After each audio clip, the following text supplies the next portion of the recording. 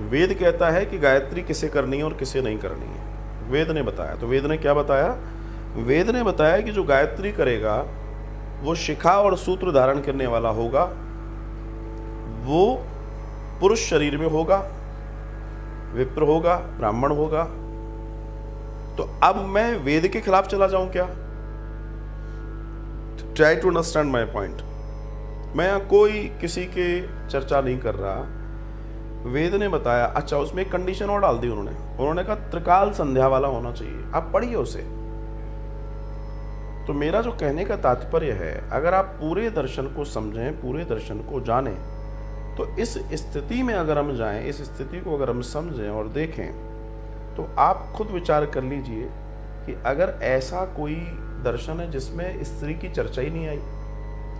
फिर मैंने ये भी बताया कि गायत्री मंत्र ब्रह्मांड की वो ऊर्जा है जिसको संभालना बड़ा मुश्किल है। स्त्री मन, स्त्री शरीर पुरुष की अपेक्षा में अलग है। उसका विचार कोमल है, उसको बनाया सृजन के लिए है, उसको बनाया अलग चीजों के लिए है। हर काम हर किसी के लिए नहीं बनाया गया। क्यों हम ये जिद करें कि मेरे लिए काम, मैं ये भी करूंगा? इसमें जिद वाली कोई बात नहीं। एक मान लीजिए आपके शहर का सबसे बड़ा डॉक्टर, चूंकि वो सबसे बड़ा डॉक्टर है, तो इसका मतलब ये तो नहीं है ना कि वो मकान सिविल का वर्क भी वो करवा ले, वो आपको दूसरे काम भी करने दे, वो एक अच्छा प्लम्बिंग में भी आपको राय दे। कैसे दे सकता है? He is one of good doctor of your city, लेकिन वो इंजीनियर नहीं है। इंजीनियर का काम इंजीनियर करेगा, डॉक्टर का काम डॉक्टर करेगा, प्लम्बर का काम प्लम्बर करेगा, आर्किटेक्ट का काम आर्किटेक्चर वाला करेगा। देखिए, इसको समझना पड़ेगा। आज की समस्या क्या है? आज की सबसे बड़ी समस्या ये है, हर व्यक्ति चाहता है कि मेरे को इस चीज के लिए क्यों रोका जा रहा है। मैं कहता हूं इसके लिए प्लीज दूसरे पंथों को देखिए, वो लोग अपने अपने कामों को कितने अच्छे से करते हैं। आज देखिए, मुस्लिम्स का मक्का मदीना है, लोग हजारों लाखों खर्च करते हैं और वहां जाते हैं, पूरी दुनिया भर से जाते हैं। लेकिन ये श्रावण उससे कई गुना ज्यादा है, लेकिन कितने लोग हैं जो कांवड़ भरते हैं? कितने लोग हैं? हम उनको उन कार्यों को नहीं कर रहे जो हमें करना चाहिए, लेकिन जो आपको मना कर दिया गया उन कार्यों में हर व्यक्ति अधिकार जमा के बैठा है कि मुझे ये करना चाहिए। मैं उन सारी बहनों से पूछना चाहता हूं कि अगर मान लीजिए धर्म ने कह दिया ऐसा नहीं करना, तो धर्म के आगे कौन? धर्म के आगे प्रश्न कैसा?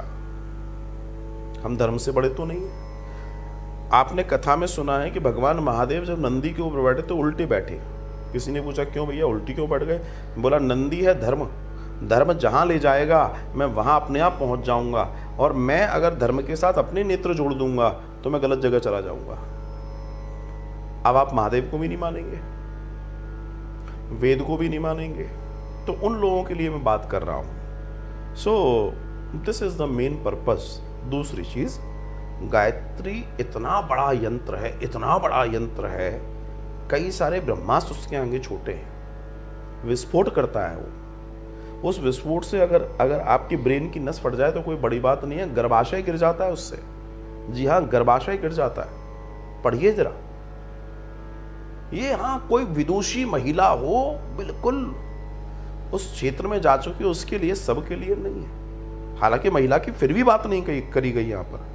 अच्छा, इवन दो सामान्य पुरुष की भी बात नहीं करी गई, यहां तो सामान्य ब्राह्मण की भी बात नहीं की गई कि वो गायत्री कर ले। वो जो त्रिकाल करता है, जो शिखा सूत्र धारण किए हुए है, अब आप बताइए मुझे, तो इसमें स्त्री वाली बात आई कहां से?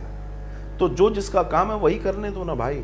जो जिसका काम है वो अच्छे से करे, अच्छी बात है। जय हो आपकी।